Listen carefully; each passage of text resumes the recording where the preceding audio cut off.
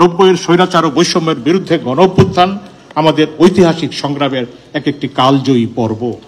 শেরে বাংলা একে ফজলুল হক, মজলুম জননেতা মাওলানা ভাসানী, হোসেন শহীদ সোহরাওয়ার্দী, শেখ মুজিবুর রহমান, স্বাধীনতার ঘোষক জিয়াউর রহমান এবং দেশনেত্রী বেগম খালেদা জিয়া বাংলাদেশের সংগ্রামী জনগণের নেতৃত্ব দিয়েছেন। তাদের অধিকাংশ জনগণ গণতন্ত্রকে এগিয়ে নেবার চেষ্টা করেছেন, কিন্তু প্রকৃত গণতন্ত্র এবং তার পর্যায়ক্রমিক বিকাশ আসেনি এবং রাজনীতির সদরে অন্দরে ফ্যাসিবাদের পরগাছা প্রবল প্রতাপে মাথাচাড়া দিয়ে উঠেছে। স্বৈরাচার শেখ হাসিনা রাজনীতির সকল ব্যাকরণ ভেঙে বিক্ষিপ্ত ফ্যাসিবাদকে পূর্ণাঙ্গভাবে প্রতিষ্ঠিত করেন, যা বিশ্বে এক নজিরবিহীন জুলুম হিসাবে প্রতিপন্ন হয়। রাজনৈতিক দলগুলো হয়ে পড়ে অকার্যকর অথবা ফ্যাসিবাদের অন্ধ অনুগামী। অনুগতদের মধ্যে প্রগতিশীল, মুক্তিযোদ্ধা এবং গণতন্ত্র মনা স্বার্থবাদী রাজনীতিবিদদেরও উল্লেখাংশ ছিল। পাকিস্তান আন্দোলন, 52-র ভাষা আন্দোলন, 62-র শিক্ষা আন্দোলন, 69-এর গণ অভ্যুত্থান, মহান মুক্তিযুদ্ধ এবং বাংলাদেশ পরবর্তী 90-এর অভ্যুত্থান সহ প্রতিটি আন্দোলনের অগ্রভাগে ছিল তরুণ ছাত্র সমাজ। শেখ হাসিনার কুশাসনে রাজনৈতিক দলগুলোর নির্বাচনী বা আন্দোলনগত ব্যর্থতার অন্তরালে আবার প্রস্তুত হতে থাকে মধ্যবিত্ত ছাত্র সমাজ। বাংলাদেশের প্রথম 5D AI ইনভার্টার যুক্ত সর্বোচ্চ বিদ্যুৎ সাশ্রয়ী যমুনা এয়ার কন্ডিশনার। এদের ঐতিহাসিক যোগসূত্র অবশ্যই রয়েছে। এই তরুণেরা বিদ্যার্জনে অনুরাগী, কারণ তা বিদ্যার্জনের সড়কেও বাধা কোটা আন্দোলন যার পরিণাম।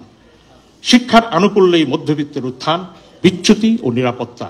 বিদ্যার্জনের সঙ্গে সাহিত্যে কিছুটা উৎসাহ, সংস্কৃতি সম্পর্কে খানিকটা কৌতূহল, সমাজ ও রাষ্ট্র সম্পর্কে কিয়ৎ পরিমাণ জিজ্ঞাসা অনিবার্যভাবে আসে। 1947-এর 3রা জুন মাউন্টব্যাটেন রোয়েদাদ ঘোষণার পর একই বছরের জুলাই মাসে মুসলিম লীগের কয়েকজন তরুণ ও প্রগতিশীল কর্মী পৃথক একটি সংগঠনে একত্রিত হয়ে তাদের ঘোষণাপত্রে বলে দেয়, বিদেশি শাসন হইতে একটি দেশ স্বাধীনতা অর্জন করিতে পারে, কিন্তু তাহার অর্থ এই নয় যে সেই দেশবাসীরা স্বাধীনতা পাইল।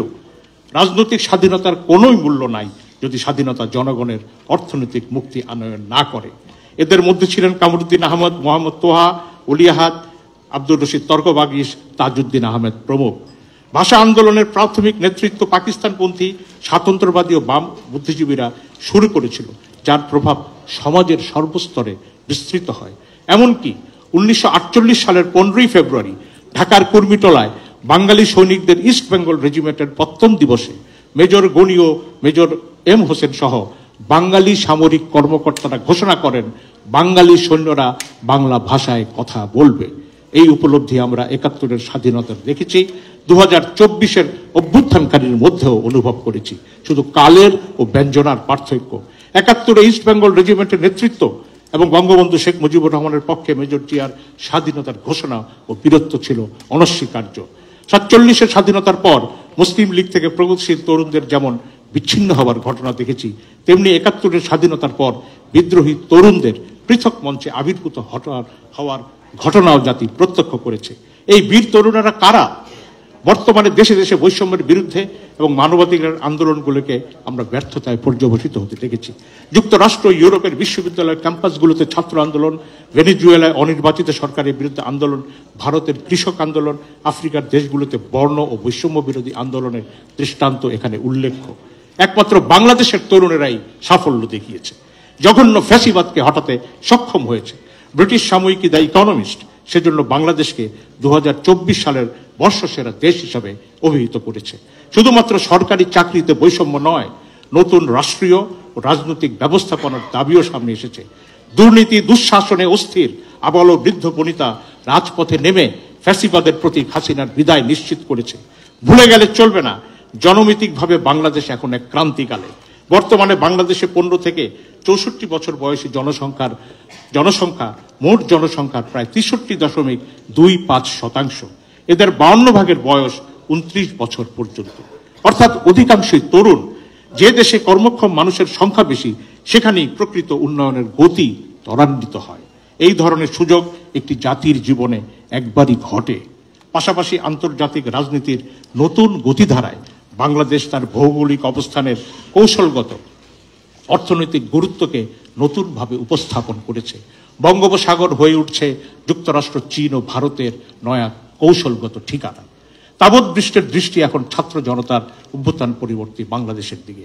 এ এক নতুন সম্ভাবনার সূর্যোদয়। শুধুমাত্র সরকার পরিবর্তন অথবা একটি নিরপেক্ষ আয়োজনের আকাঙ্ক্ষাই গণ অভ্যুত্থানের একমাত্র লক্ষ্য হতে পারে না। বিপ্লবের প্রত্যাশায় ব্যাপক সংস্কারের মাধ্যমে নতুন রাষ্ট্রীয় বন্দোবস্ত কায়েম এবং রাষ্ট্রের রন্ধ্রে রন্ধ্রে লুকিয়ে থাকা ফ্যাসিবাদ ও অনিয়ম নাশে হুল ফোটানো গণতন্ত্র আবশ্যক হয়ে পড়েছে। বাংলাদেশের ইতিহাস সাক্ষ্য দেয়, প্রতিটি গণ অভ্যুত্থান, বিপ্লব ও আন্দোলনের পরে ওইসব সংগ্রামী চেতনায় নতুন নতুন রাজনৈতিক দলের অভ্যুদয় ঘটে। যেহেতু রাষ্ট্র সাজবে ৭১ ও ২৪-এর গণজাগরণের চেতনায়, সেই আঙ্গিকে নতুন দলের আবির্ভাব অনিবার্য। জাতির এই মহেন্দ্রক্ষণে জাতীয় প্রত্যাশায় সকল প্রকার বৈষম্য, ফ্যাসিবাদ, আধিপত্যবাদের বিরুদ্ধে গণতন্ত্রকে এগিয়ে নিতে, জনকল্যাণ, ইনসাফ ও সার্বভৌমত্ব নিশ্চিত করতে এবং গর্বিত জাতীয়তা বোধ দৃঢ়ীকরণ করতে আমরা আজ নতুন দলের আত্মপ্রকাশ ঘোষণা করছি। এই জন্য যে গত ৫৪ বছরে এত সংগ্রামের পরেও বাংলাদেশে একটি স্বাধীন রাজনৈতিক দলের আবির্ভাব ঘটেনি, যে দল এদিক ওদিক না চেয়ে শুধু জনগণের পক্ষে ব্যর্থহীনভাবে দাঁড়িয়েছে। এমন রাজনৈতিক দলের কথা কেউ বুক ফুলিয়ে বলতে পারে না যারা দিল্লি, পিন্ডি, মস্কো, ওয়াশিংটন, বেজিং এর প্রভাবমুক্ত থেকে বাংলাদেশের সার্বভৌমত্বকে এগিয়ে নিয়ে যেতে পেরেছে অথবা বাংলাদেশি জাতিকে একটি ঐক্যবদ্ধ রাজনৈতিক গোষ্ঠীতে পরিণত করতে সমর্থ হয়েছে। আওয়ামী লীগের গত ১৫ বছরের ফ্যাসিবাদের রাজনৈতিক দলগুলোর ব্যর্থতা, আওয়ামী লীগের গত ১৫ বছরের ফ্যাসিবাদের বিরুদ্ধে রাজনৈতিক দলগুলো আন্দোলন করলেও জনগণের প্রত্যাশা পূরণ করতে পারেনি, যার দরুন ছাত্রদেরকে চূড়ান্ত সংগ্রামে অর্থাৎ এক দফায় নামতে হয়েছে।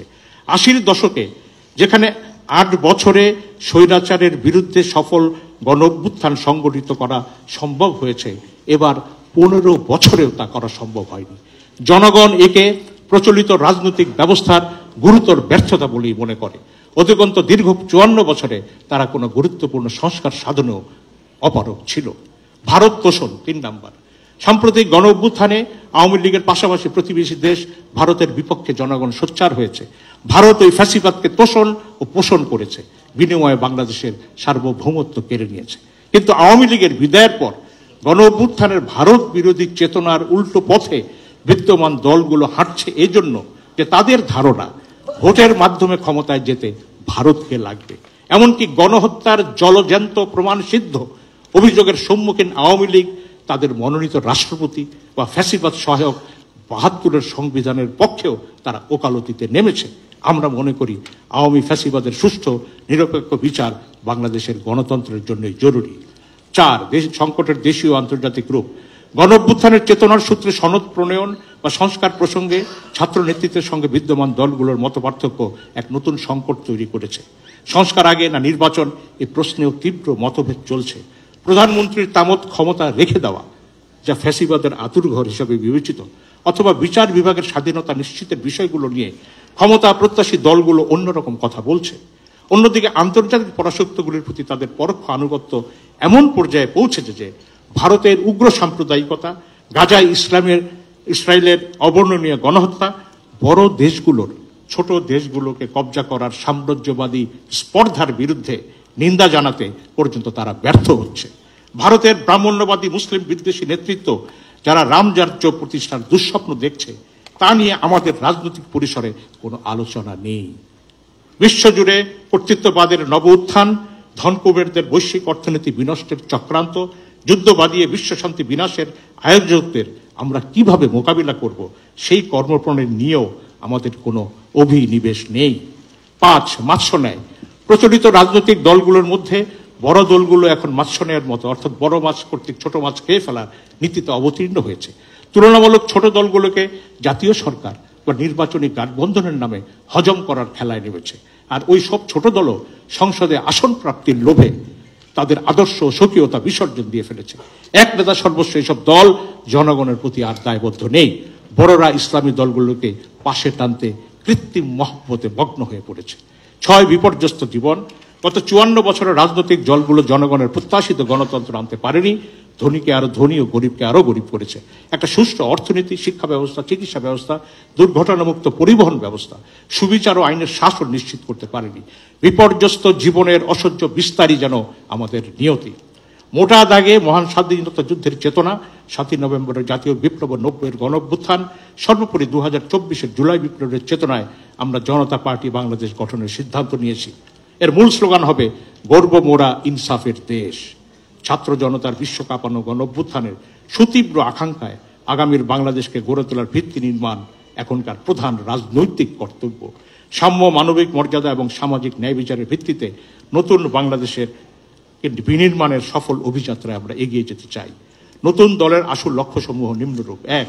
মহান আল্লাহর প্রতি অবিচল আস্থা, বাংলাদেশি জাতীয়তাবাদ, সকল ধর্ম সাংস্কৃতিক চর্চার স্বাধীনতা নিশ্চিতের নীতি এবং সর্বধর্ম সহাবস্থান ও সম্প্রীতির পরিবেশ সৃষ্টি করা আমাদের নীতি। সকল ধর্মীয় জঙ্গিবাদ উগ্রতাকে নিরুৎসাহিত করার পাশাপাশি সকল মত ও পথকে সমন্বিত করে রাজনৈতিক বিভাজনের ভেদরেখা মুছে ফেলে একটি স্বচ্ছ, জবাবদিহিমূলক গণতান্ত্রিক রাজনীতির সংস্কৃতি নির্মাণ জরুরি। স্লোগান সর্বস্ব, জাতীয় ঐক্য নয়, সকল ইস্যুতে ঐক্যমত্য হবে ভবিষ্যতের পথ চলার দিশা। 2. আমরা উদার গণতান্ত্রিকতায় বিশ্বাসী মধ্যপন্থী একটি দল। মধ্যপন্থা মানে এই নয় যে সকল মতের মাঝে একটি আপোষমূলক অবস্থান, বরং পবিত্র কোরআনের সূরা বাকারার 173 আয়াত, 143 আয়াত, যা হচ্ছে 286 আয়াতের মধ্যবর্তী আয়াত, সেই আয়াতের ভাষ্য অনুযায়ী আল্লাহ আমাদেরকে মধ্যপন্থী জাতিতে পরিণত করেছে। মধ্যপন্থীরা হচ্ছে ইমানে বলিয়ান, মানবীয় মর্যাদা ও সামাজিক, অর্থনৈতিক, সাংস্কৃতিক ভারসাম্যপূর্ণ এক সম্প্রদায়, যারা ভালো কাজের কথা বলবে, মন্দকে নিরুৎসাহিত করবে, অধিকন্ত জুলুমের বিরুদ্ধে দাঁড়াবে। ফ্যাসিস্ট রাষ্ট্র ব্যবস্থা উচ্ছেদে আমরা দৃঢ় সংকল্প। ন্যায্যতা, সমতা, বৈষম্যহীন সমাজ ব্যবস্থা ও আইনের শাসন প্রতিষ্ঠা করা আমাদের লক্ষ্য। 3. শুধুমাত্র নির্বাচন সর্বস্ব গণতন্ত্রকে আমরা প্রত্যাখ্যান করছি। জীবনযাপনের প্রতিটি স্তরের ও ক্ষেত্রে প্রতিদিন আমরা গণতন্ত্রের চর্চা চাই। অপরাজনীতিকে জিয়ে রেখে ন্যায়ভিত্তিক রাষ্ট্র গঠন কোনোভাবেই সম্ভব নয়। স্বাধীনতার এক্ষণে জাতিকে নতুন যাত্রাপথে তুলে দিতে বেদনাদায়ক হলেও সর্বপর্যায়ে সংস্কার আবশ্যক।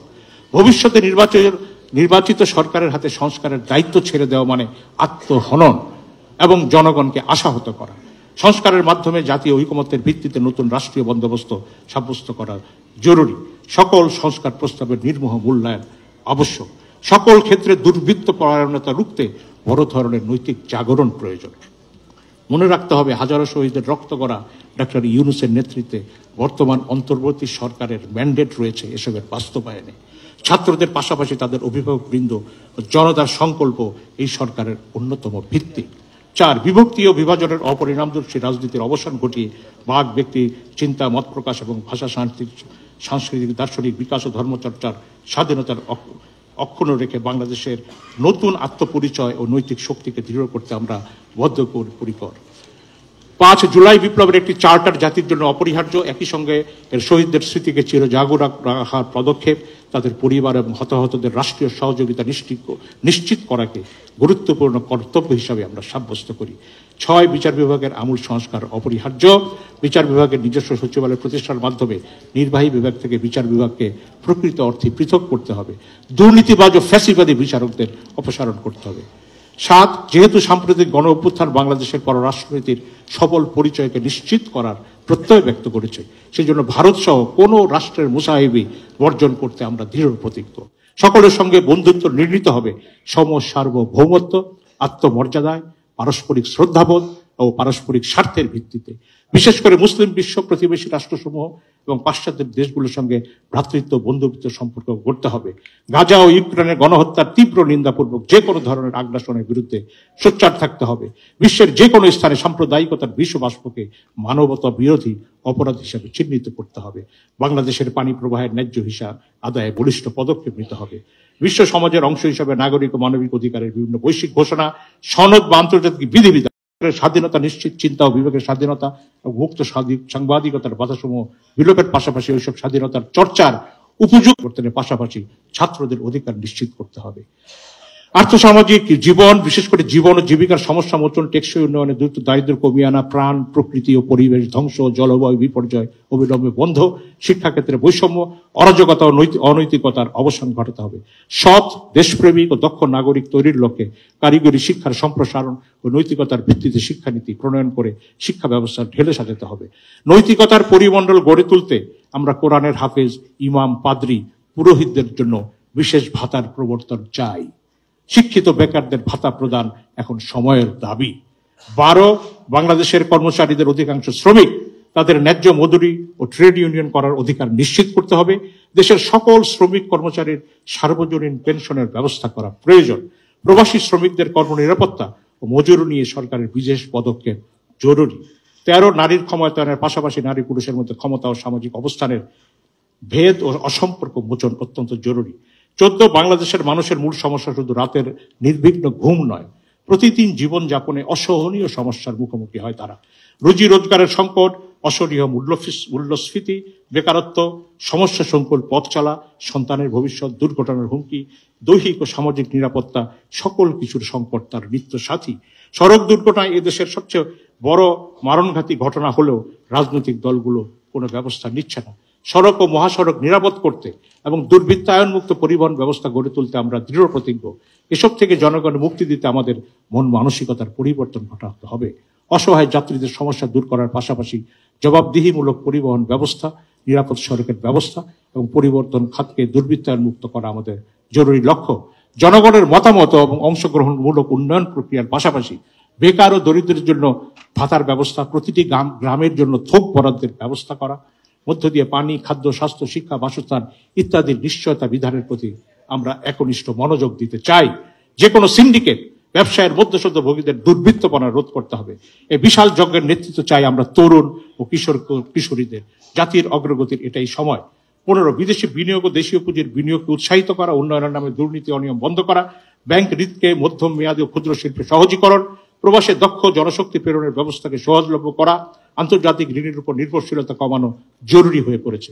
বাংলাদেশের অবকাঠামোর যত উন্নয়ন হয়েছে সেসবের গুণগত রক্ষণাবেক্ষণে আমরা নিবিষ্ট মনোযোগ দিতে চাই। 16 আমরা বাংলাদেশের ব্যাপক শিল্পায়ন, পণ্য সেবায় বহুমুখীকরণে বিশ্বাসী, যাতে উৎপাদন ও প্রবৃদ্ধি, আন্তর্নির্ভরতার পথ ধরে মুক্ত অর্থনীতি, আন্তর্জাতিক বাণিজ্য, গ্লোবালাইজেশন এবং চতুর্থ শিল্প বিপ্লবের মাধ্যমে জনগণের অর্থনীতির মুক্তি আসে এবং ভারসাম্যপূর্ণ ও জ্ঞানভিত্তিক সমাজ প্রতিষ্ঠা পায়। বৈশ্বিক ভূরাজনৈতিক অশুভ চাপ ও হস্তক্ষেপ থেকে বাঁচার জন্য আমাদের প্রতিরক্ষা শিল্প ও জাতীয় প্রতিরক্ষামূলক প্রতিরোধ তৈরি এবং বহুমুখীকরণ জরুরি মনে করি। জাতীয় নিরাপত্তা সংরক্ষণ ও জনশক্তির কর্মদক্ষতা বৃদ্ধির লক্ষ্যে তরুণ তরুণীদের প্রাথমিক সামরিক শিক্ষা বাধ্যতামূলক হওয়া প্রয়োজন। 17 রাষ্ট্রনীতি, শিক্ষানীতি, অর্থনীতি, সমাজনীতি, শিক্ষা ও সংস্কৃতি নীতি ও চর্চায় আমরা আত্মনির্ভরতা, স্বকীয় কৌশলগত অগ্রসরমুখিতায় বিশ্বাসী। আমরা চাই একটি নিয়মতান্ত্রিক, বহুকেন্দ্রিক, ন্যায়ভিত্তিক, ভয়হীন বিশ্ব ব্যবস্থা। 18 আন্তর্জাতিক প্রেক্ষাপটে আমরা ইতিবাচক ও বাংলাদেশের স্বার্থ উন্নয়নকারী সকল গ্রুপ, ফ্রেমওয়ার্ক, সংস্থাতে স্বাধীনভাবে অংশগ্রহণ করব, কিন্তু নেতিবাচক বিভেদ সৃষ্টিকারী বা কোনো জিরো সাম গেম মূলক অ্যালায়েন্সে আমরা যোগ দিতে চাই না। আমরা স্বপ্নদর্শী, শুধু স্বপ্ন নয়, নতুন বাংলাদেশকে গড়ে তুলতে চাই অভূতপূর্ব কর্মযজ্ঞে। এই জন্য তরুণেরা প্রস্তুত। শুধু চাই ইমানি অঙ্গীকার ও পরিকল্পনা। অন্যান্য দলের তুলনায় আমাদের পার্থক্য হবে নিখাদ দেশপ্রেম, চিন্তা চেতনায় স্বচ্ছতা ও সাহসিকতা, দলের ভেতরে বাইরে গণতন্ত্রের অব্যাহত চর্চা, উচ্চারণে, কর্মে, জনসেবায় অভিন্ন লক্ষ্যাভিসারী হওয়া, জনগণকে রাষ্ট্রের মালিকানা ও নীতি নির্ধারণের অধিকার ফিরিয়ে দেওয়া, প্রবীণদের পরামর্শে, প্রবাসীদের সক্রিয় অংশগ্রহণে, তরুণদের সঙ্গে নিয়ে জ্ঞানে, বিজ্ঞানে ও উন্নয়নে আমরা জাতিকে তুলে দিতে চাই প্রত্যাশার নব সোপানে।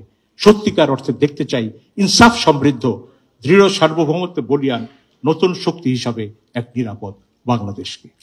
আপনাদের সবাইকে ধন্যবাদ।